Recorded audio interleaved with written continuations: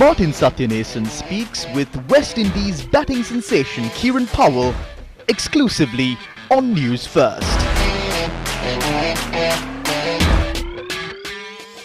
When you think about West Indies cricket, what you know about West Indies cricket is that the great teams that they had in the 70s, 80s and the early 90s, the great fast bowlers, the likes of Michael Holding, Andy Roberts, Malcolm Marshall, Courtney Ambrose and Courtney Walsh. Who could forget Sir Vivian Richards, Clive Lloyd, and of course the elegant left-hander Brian Lara. Now the players in the past have set the benchmark very high. The cricketing fraternity is expecting the current crop of West Indies players also to meet that particular standard. We are joined by Kieran Powell, who has represented West Indies in 87 test appearances in international level across all formats. And of course, he is in Sri Lanka representing Tamil Union and playing the List A tournament that is being currently staged in Sri Lanka. He has already played 4 matches, out of which he had scored 224 runs at an average of 74.6 and with 3 half centuries. Thank you very much, Kieran, for accepting our invitation and featuring on our show today. Thanks for having me. Kieran, now you have many countries that you could have played at. You could have chose to play List A cricket. Why Sri Lanka? My wife's a Sri Lankan Sinhalese, so I'm actually in Sri Lanka quite often.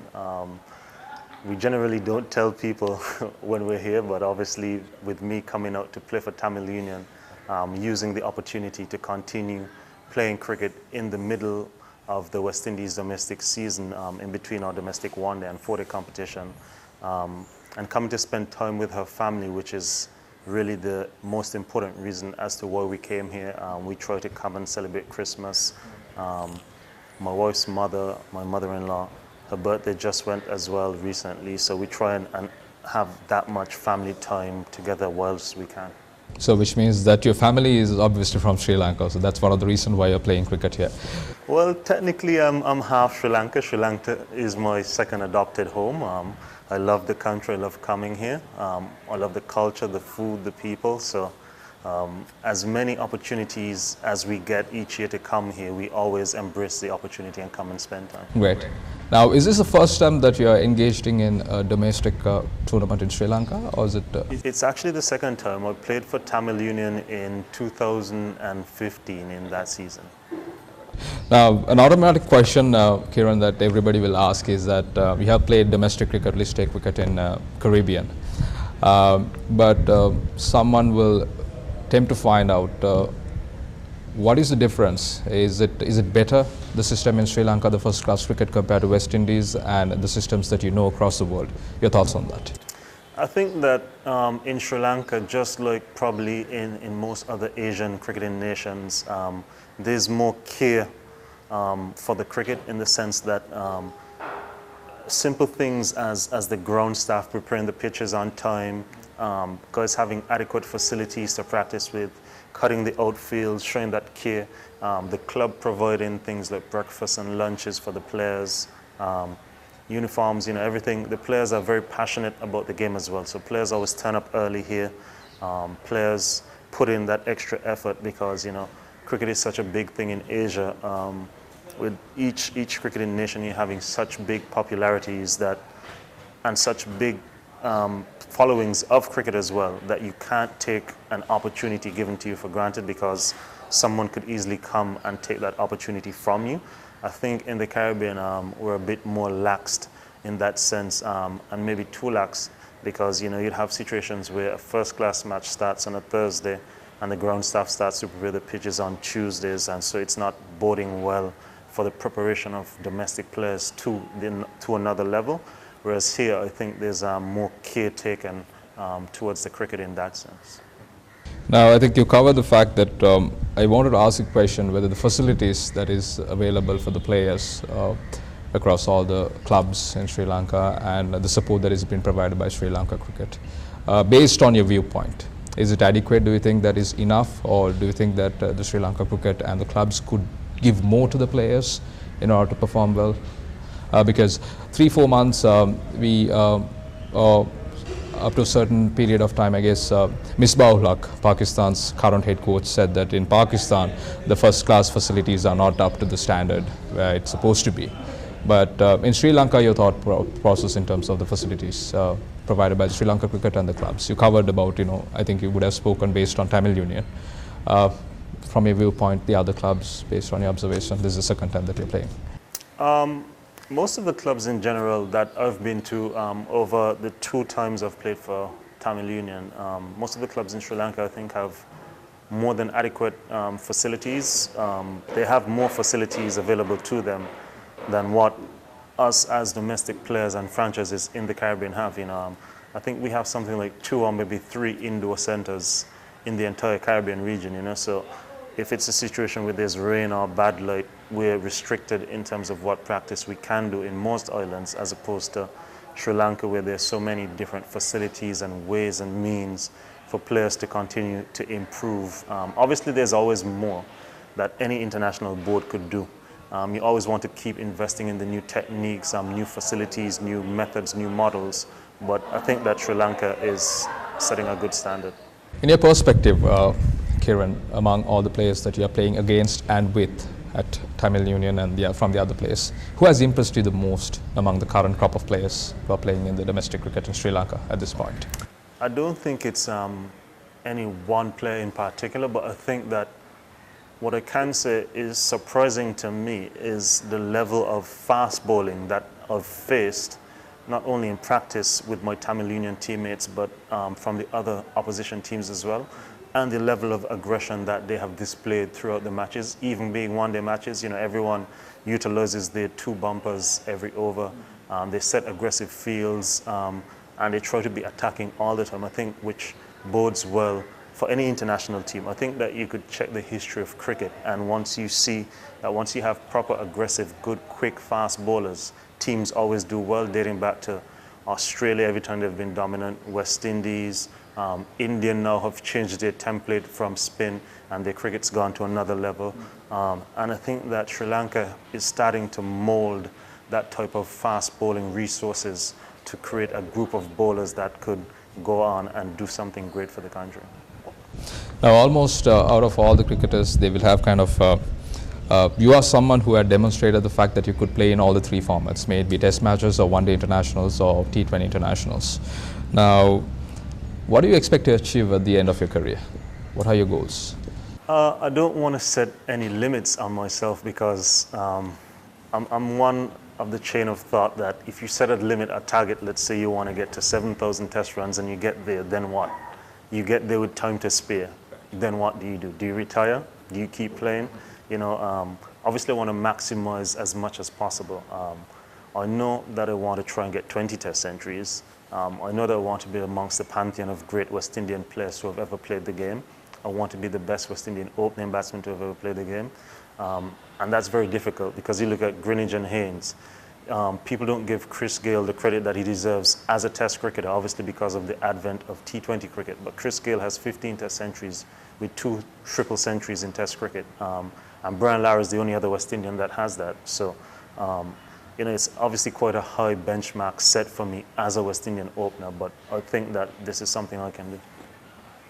Now, I spoke about the current crop of players in Sri Lanka. Now that you spoke about Brian Lara, Chris Gayle, Gordon Greenidge, who is your favorite West Indies cricketer? Brian Lara, hands down. Because you're a left-hander. Not only because I'm a left-hander, but he just, in conversations with Brian Lara, I think that over the past few years, he's been someone that has tried to get involved in West Indies cricket, tried to pass along as much knowledge as he can to the younger players. And just the way that he breaks down batting, so he could plan for matches, 2-3 matches down the line, based on what he did in this innings, how a bowler is going to counteract, and what he has to do to counteract their counteraction. And he just makes game planning so easy, but it's so advanced of any other cricketer that have been around. You could understand why he was able to achieve the feats that he achieved. I'm sure in 2015 you came to Tamil Union, played domestic cricket. Now in 2019 you're back in here. So you would have, up to a certain extent, you would have followed cricket locally and internationally, the matches that the Sri Lanka team is playing. Out of all the players that Sri Lanka had played, the ones that you have watched playing, who do you think impressed you the most in the past, and among the current crop of Sri Lankan players, who do you think could get to that big stage and succeed? Well, domestically, I played when Kieran Vitanagem, my Tamil Union teammate, made 300, and I think that he's a really good player. I'm not sure what the situation is with him and the current Sri Lankan setup, but I think that he's a good player.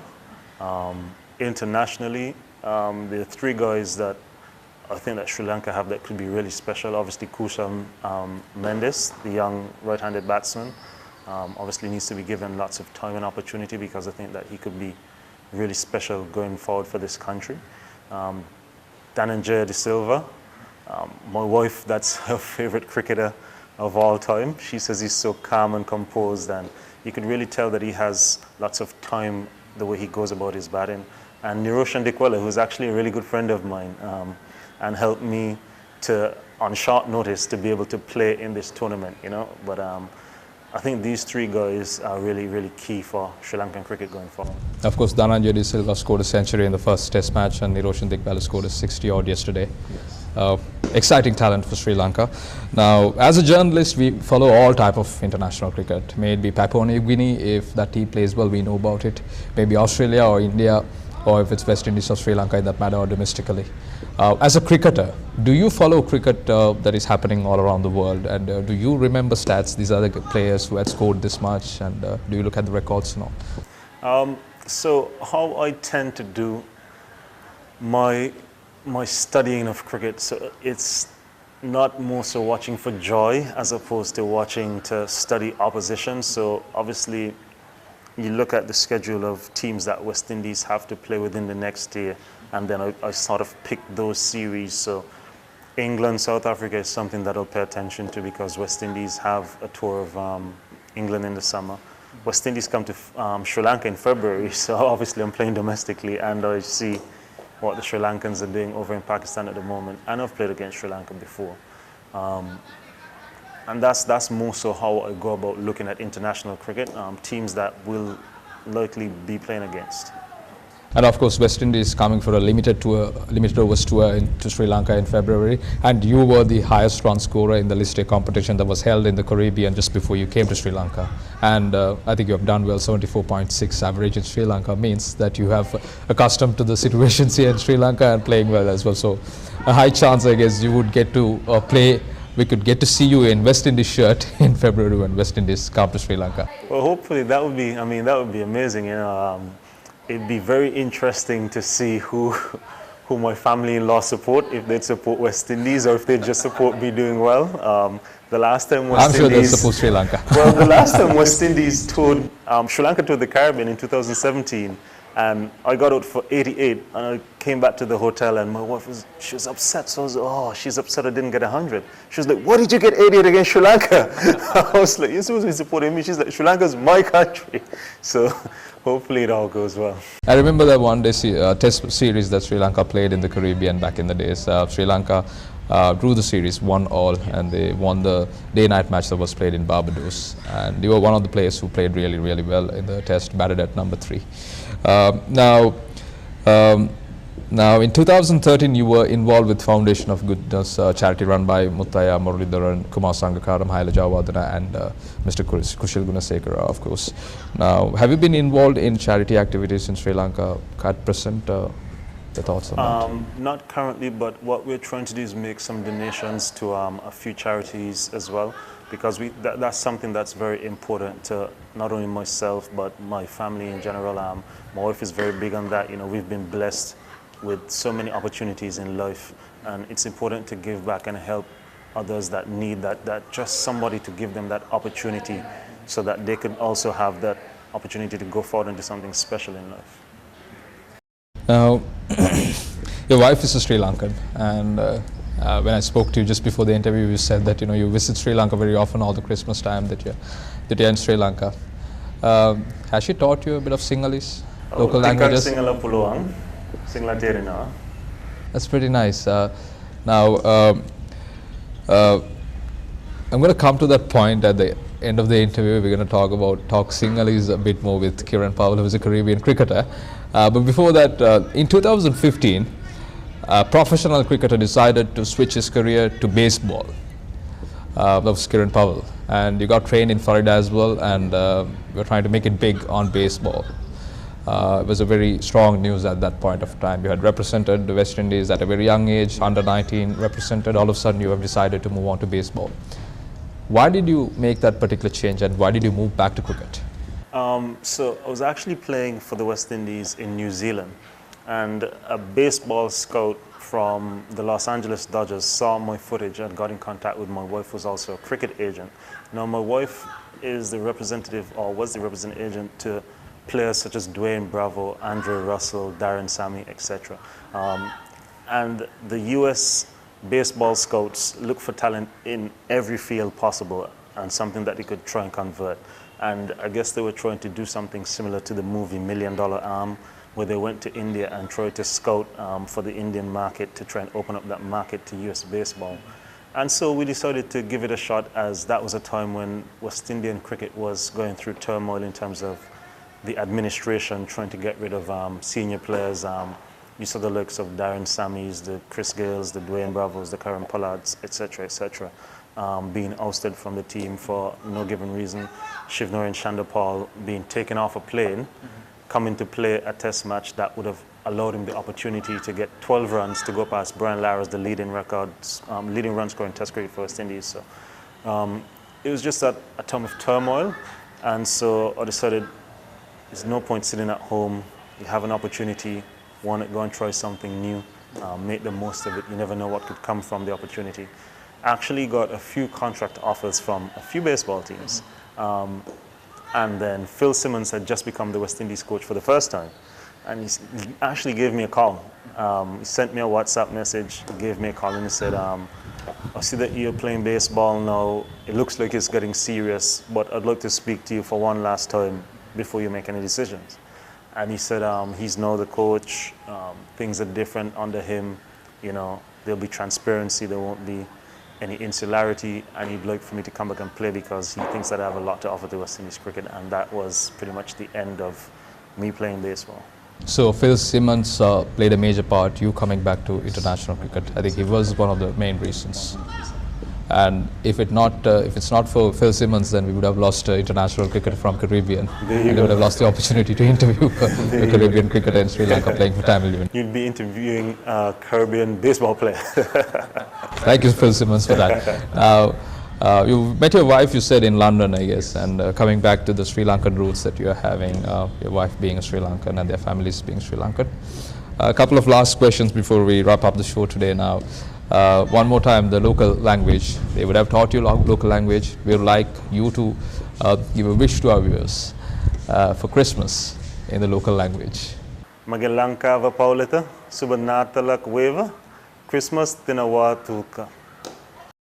Thank you very much, Kieran Powell, for accepting our invitation and featuring on the show. Of course, you were the highest run scorer in the List A competition that was held in Caribbean, and you are doing well in the Sri Lankan circuit also in this current tournament. We hope that you should be able to get into the West Indies team and play across all the formats and be one of the great cricketers that West Indies cricketing fraternity have ever produced. Thank you very much, Kieran, and we wish you all the best. Thank you.